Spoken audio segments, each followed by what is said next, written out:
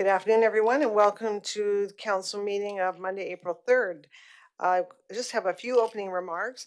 First off, we have begun our 2020 challenge, so we're asking everybody to help us out by cleaning up the valley before Earth Day, which is April 22nd. So if you can just contribute, get out, take a bag, go for a walk, help us pick up and just get our community all cleaned up and ready for Earth Day. And if the businesses, residents, just look after your communities, your businesses, that would be wonderful. Just want to say I was fortunate enough to attend a event last week in Edmonton with the Alberta municipalities, and a lot of it was about collaboration. And I just want to really send a shout out and how lucky we are that we can really work well with our surrounding counties and the cooperation we have together, and just things like the celebration of excellence where we have the travel Drumheller, the chamber, the town, the Rotary Club, all working together for the betterment of the people of this valley. So thank you to everybody who collaborates and works together, because that's how we're going to advance our community. And it was really important to see that we are leaps and bounds ahead of many. So well done, everyone. Crystal, you got something to travel Drumheller? Yeah, it's the Travel Drumheller Annual General Meeting on Wednesday, April 5th at 6 p.m. at the Cretaceous Conference Center. We do prefer if you could save your spot online, but if not, still come and learn about all the great things Travel Drumheller has been doing this year and or the past year, and what we're doing come 2023. So. All right. And our Dragons, we had a really tough game last night. So they play the game 7 tomorrow, I believe it is, in Black Falls.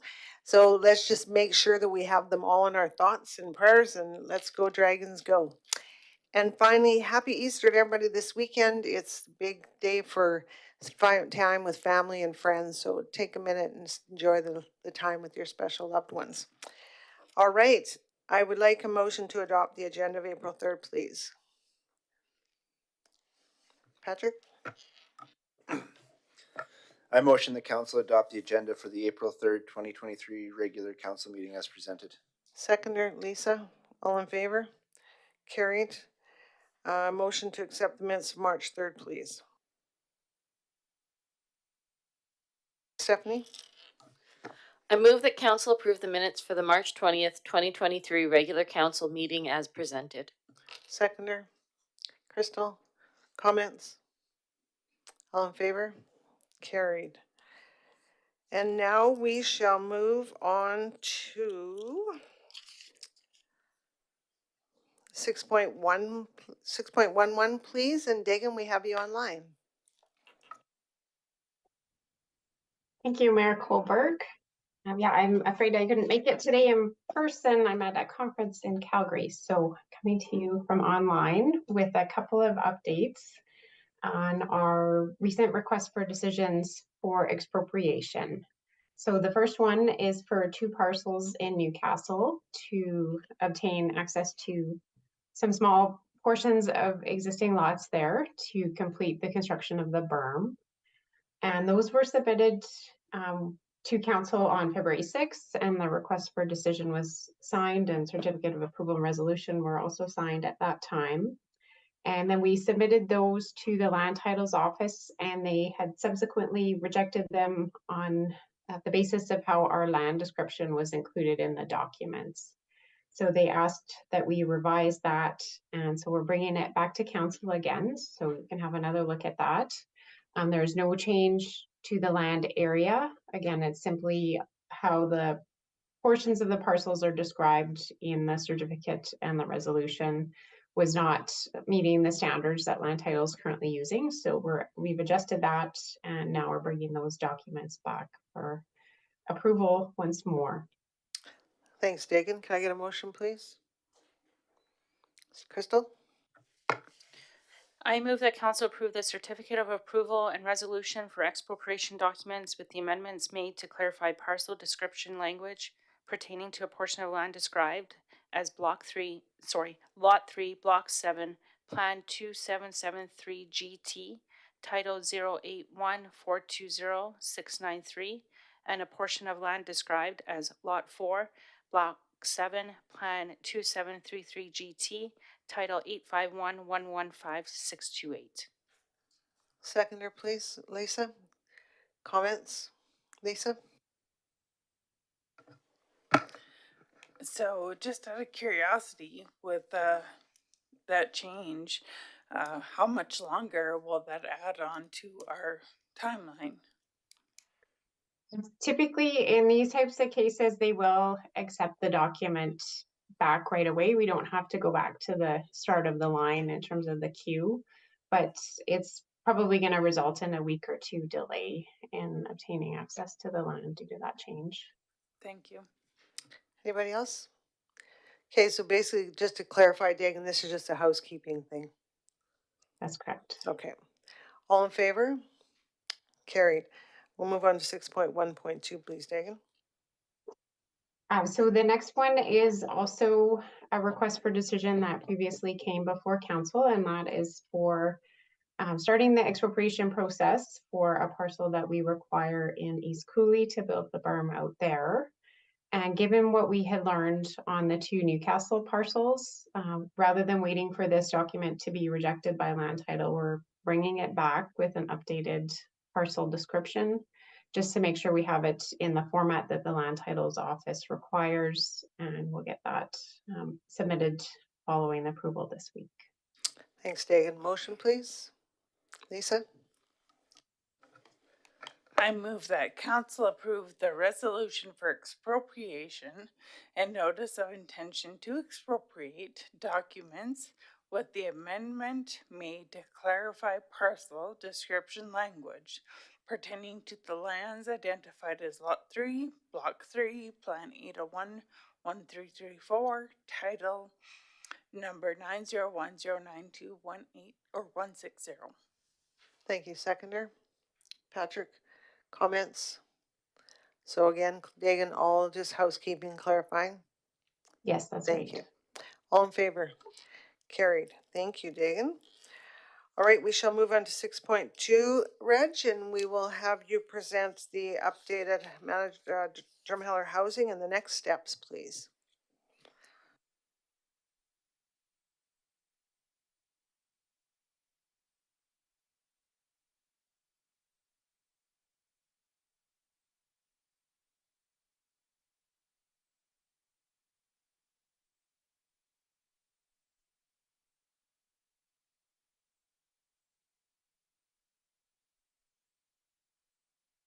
Yes, we can.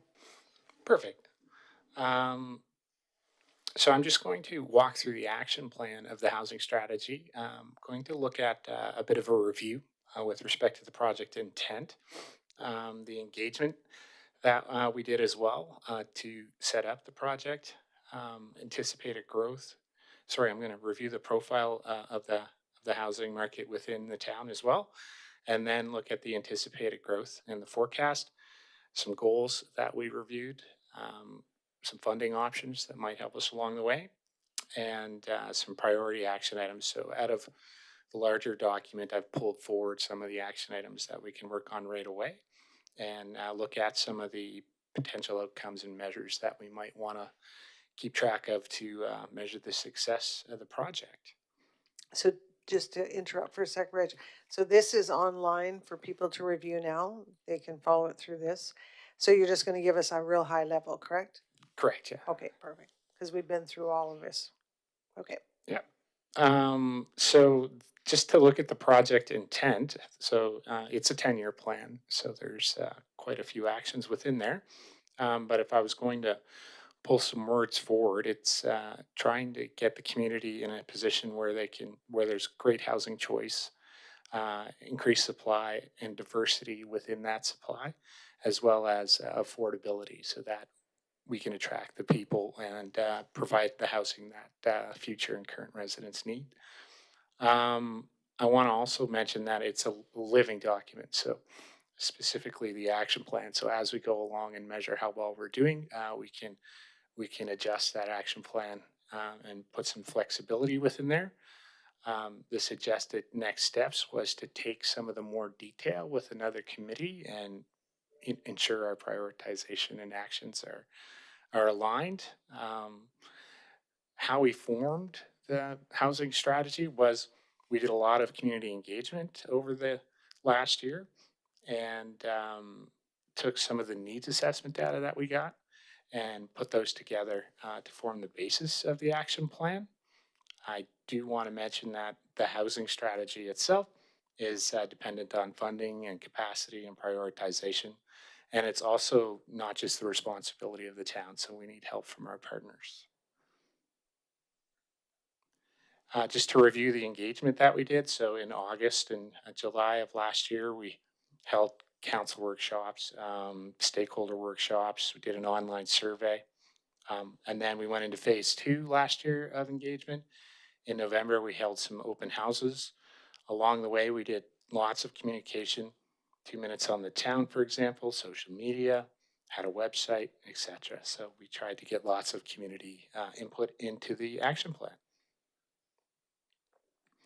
Here is our housing profile. So roughly almost 8,000 people based on population in the town of Drumheller. But we are projecting growth over the next couple of years, especially on the housing unit side of things too, which I will cover off.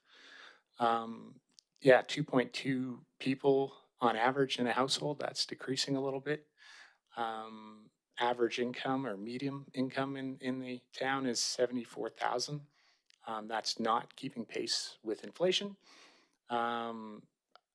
Majority of folks own their home, so 71%, and 29% rent. And then from a housing needs perspective, roughly 1 in 5 on the affordability side of things. This is our anticipated growth that we've on the unit side of things for housing, which is great information to have. So when we're interacting with developers, we can say, we see roughly 200 housing units needed between now and 2026. And, this is based on net migration to the province and growth of the town. And so they can see that there is a demand in town. Also, some of our surveys point out exactly what we need from a inventory mix. So, but specifically, a lot of the population in the town, so roughly 25% by 2031 will be seniors, and the number of households are anticipated to continue to grow well into the future. So here are our goals that we developed for the strategy. So diversity of mix, so the types of houses, that being duplexes, fourplexes, rental units, not just single detached homes. We also want to increase the supply and maintain the supply of rental housing within the valley. Also looking to facilitate better support services within and around our housing, and then strengthen partnerships and increase the capacity within the community. Then we're working on some of this already. I pulled forward some of the funding options that we might use and leverage to develop some affordable housing, and we can provide this to developers who are interested in the valley. So this can help us achieve our goals and still leverage other levels of government funding sources to build housing in the valley. So the action plan itself has 29 actions over the next 10 years, and they have been prioritized into short, medium, and long-term goals. That being 0 to 3 years on the short, and medium is 4 to 6 years, and then long-term after that. But what we did out of all those actions was we suggested working on these 5 to 7 first and pulled them forward as priority actions, and put together some timing on specific objectives within there. So the first goal that we thought would be a great priority to work on is to diversify housing stock in the valley and work with developers to get other things than single detached built. So we want to develop marketing materials and continue to contact these developers and show them the demand forecast and show them the surveys that we did with the community on exactly types of housing forms that the community thinks we need. We're going to secure real estate services through our information or through our request for proposal, and we're working on that as well. We want to promote existing residential development incentives. So I've looked at other jurisdictions and only identified one in Alberta that has a residential development incentive. So Drumheller's ahead of the game in that. So we've already got that developed, and we can continue to promote it, and then keep up with our outreaches to commercial developers, or residential developers, and show them that there's a demand here, a need for housing, and that council and administrative are very supportive and willing to work with developers to make housing happen. Action 2 is short-term rentals, and we're working on a bylaw with respect to that. Prioritizing town-owned land is another goal that we want to do. So we've already started that within administration, looking at the sites that the town owns and seeing the ones that are realistically developable over the term of the strategy. We also wanted to take a look at seasonal housing. So the lots that we might use, price out some potential modular housing. And then one of the key things that we're doing right now is working with our partners on a home sharing app called HappyPad. And so that will allow us to have people look for basically roommates, or have seasonal employees be able to direct their employees that are coming here in the summer towards the app and match up with hosts so that they can find a place to stay. Last is, or not last, but fifth is promoting secondary suites, which I think is a great option with respect to getting more units on the market. And then we should go through some of the more detailed tracking items that we have and just confirm what dashboard we want to measure success. I'll talk about that more on the next slide. And then one of the last action items that we pulled forward was potentially working on identifying properties that we could convert into residential. And we'll be looking at that in 2024. Here are some key measures that were in the executive summary of the report that, if you were going to pick 3 on a dashboard, it would be looking at the percentage of housing in the valley that is not single detached. Right now we're at about 76.4%, and we would like to, over the next 10 years, reduce that to 70, so that we would see much more options within the mix of the inventory that we have here.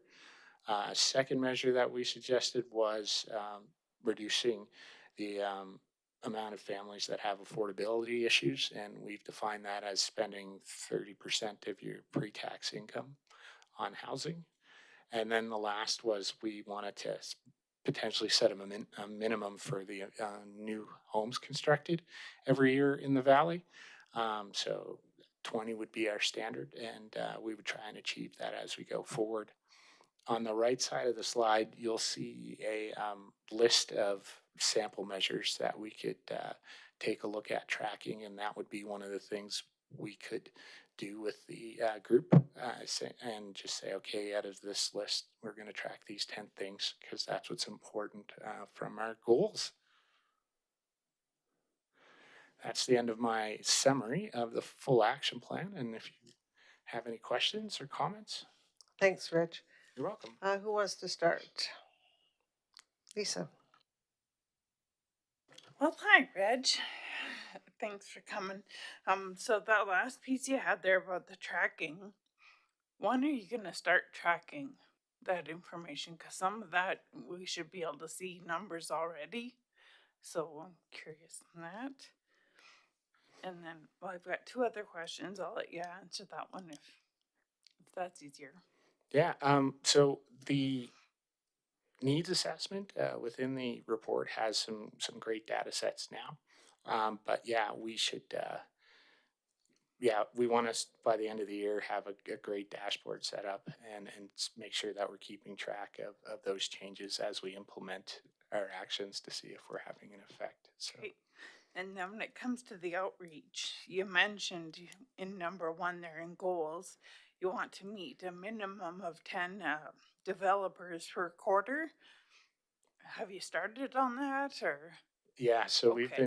we've been meeting with developers since Q1 of last year with respect to residential specifically. Has there been good feedback in that regards? There has been actually, and we've been sharing parts of the data in the strategy with developers. For example, demographics on population, and we've received positive feedback because a lot of smaller jurisdictions don't have the data sets that they need to make the key decisions that they want to, and look for financing and etc. So.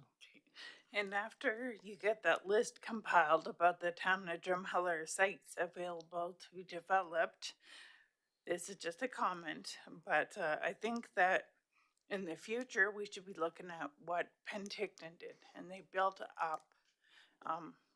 You know, we've only got so much land to develop on, and I think it'd be in our best interest to make sure that we're ahead of the game and not behind. So, just throwing that out there. Thanks, Lisa. Crystal? Yeah, thanks, Reg. Just one quick comment. Will this be on the town of Drumheller website, the full report? Just because I went on there just now and it's not. So will there be a direct link to it? Because as soon as you search housing, there's actually not a lot of information. So just for communications or someone, so it's easily accessible. Because the report is really great, detailed information that I think is a good key to be pushing people to, especially developers. First comment. Does our current land use bylaw and MDP allow for this type of new housing? So specifically, secondary suites, condos, apartments. I know the answer, but I Yeah. just want the public to know as well how Yeah. the land use bylaw has changed in the MDP to allow for different types of housing. So. Yeah, the consultant went through our processes for development and the flexibility of the LUB, and we scored quite well. So yes, secondary suites are allowed in the valley, and yeah, we want to encourage folks to do that for sure. Yeah. Anybody else? Oh, Tony? Yeah, thanks for the high level view there, Reg. Just a couple questions. In regards to the implementation plan, so there's 7 priorities set there, a lot stacked up for Q2 and Q3. How will you keep us abreast on these through public meetings here? Absolutely, yeah. I can bring quarterly updates on how we're doing with respect to the goals and present them to council. Okay. And then just a quick question on the funding opportunities. Those are all directed towards private developers, especially the Canadian ones, the Canada ones? The co-investment fund and the rental construction. So we have a larger list of funding available in the appendix of the document, and it literally describes what type of organizations allowed to apply for them. So some of them are directed at private developers, and those are the ones that we're going to share with private developers, but others are non-for-profits and other organizations can apply to them.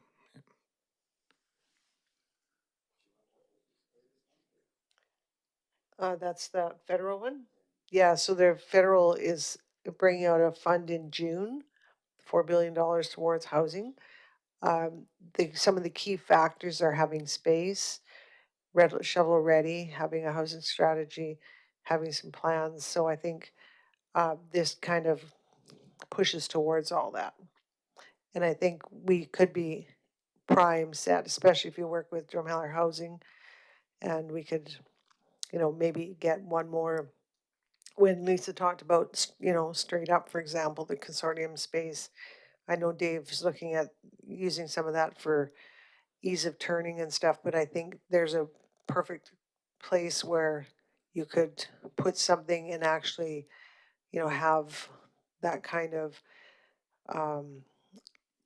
you know, yeah, studios and one bedroom, 2 bedroom condos where our residents can actually afford to start owning a home. So, sorry, is that all? Patrick, did you have something else to add on that? Okay, no, that's good. So I just want to kind of, you know, make sure we're ready for that application. It's April now. It comes live in June.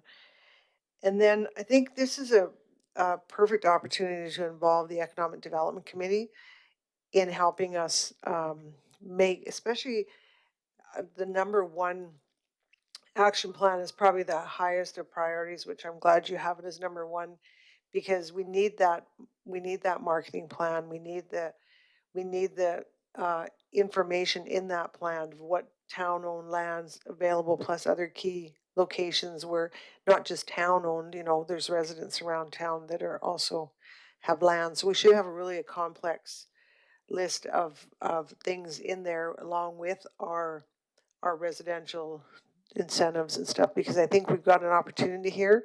This package is probably the key to the success, because I think we know, you know, the work has been done by prepping the old hospital, the old consortium. Then you know, there's definitely a lot has been done to prep for this, and so this package could be very, very important to the success. So I would get the ECDev committee. I know that they're very, very engaged in the housing already, and maybe with a couple key partners that, you know, have some real input on the housing would help. And I think we could accelerate this pretty quick. Patrick? Just circling back to the Housing Accelerator Fund that you had mentioned, one of the interesting things with it is the incentive goes towards investment in housing related infrastructure and community related infrastructure that supports housing. So if that helps with servicing or even the former town land, if that's something, if we can make that property acceptable for that development, that might work out well, even the old hospital.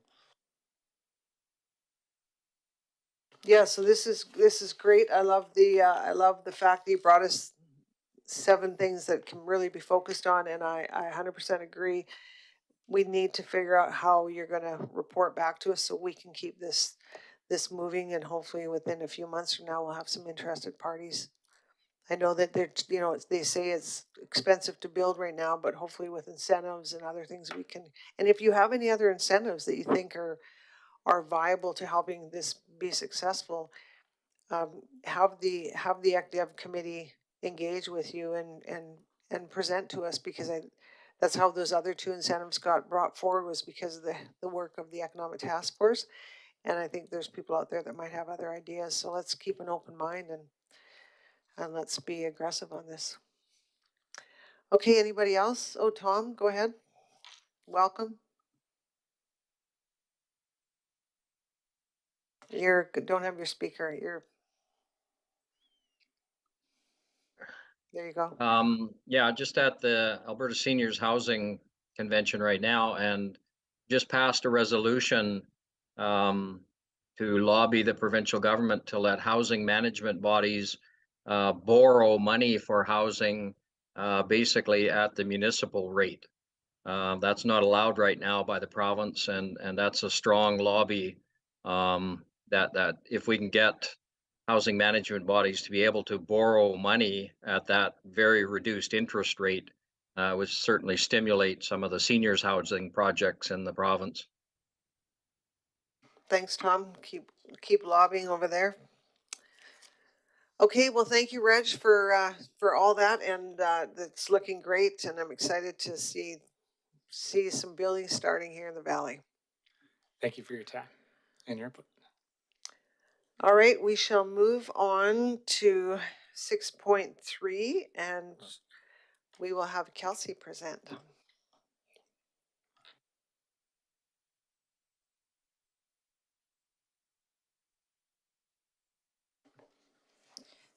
Yeah, good evening, Mayor and Council. I'm here with a request for a decision regarding the Water Master Servicing Study and Water Treatment Plant Master Plan. We're looking at two council motions tonight. The first one being that we reallocate the wastewater treatment plant master plan in wastewater to the water master servicing study and water treatment plant master plan in water supply and distribution. And the second being that council approved the reallocation of $25,000 from 2022 capital project North Drumheller River Crossing water main to complete the project. We have engaged Associated Engineering to complete both these studies for us, and they'd be used basically as a basis for our water supply and distribution capital plans for the next 10 years regarding upgrades to stay current and comply with regulations. Thanks, Kelsey. Motion, please, council. Lisa? All right, I move that council reallocate the WWTP master plan in wastewater to the Water Master Servicing Study, GMSS, and Water Treatment Plant, WTP, master plans in water supply and distribution. Thank you. Seconder, please. Patrick, comments? So this again is just a movement to just include the whole thing. That's correct, yes. Okay, thank you. All in favor? Carried. Okay, can I get a motion for the second request, please? Crystal?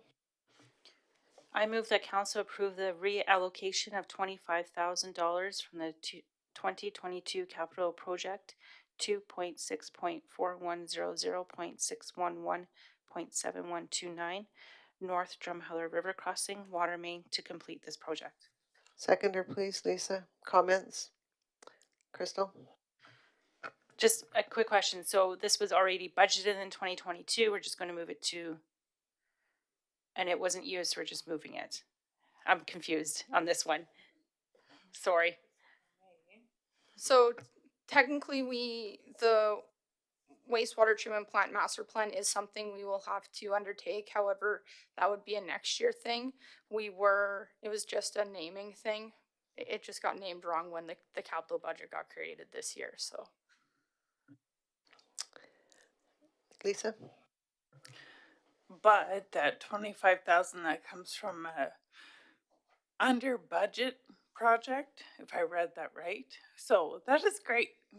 I'd like to see that more often. Thanks, Kelsey. You're welcome. Anybody else? All right, all in favor? Carried. Thank you, Kelsey. Always nice to have you in council chambers. All right, council, can I have a motion to go into closed session for contracts and work plan process? Motion, please. Tony?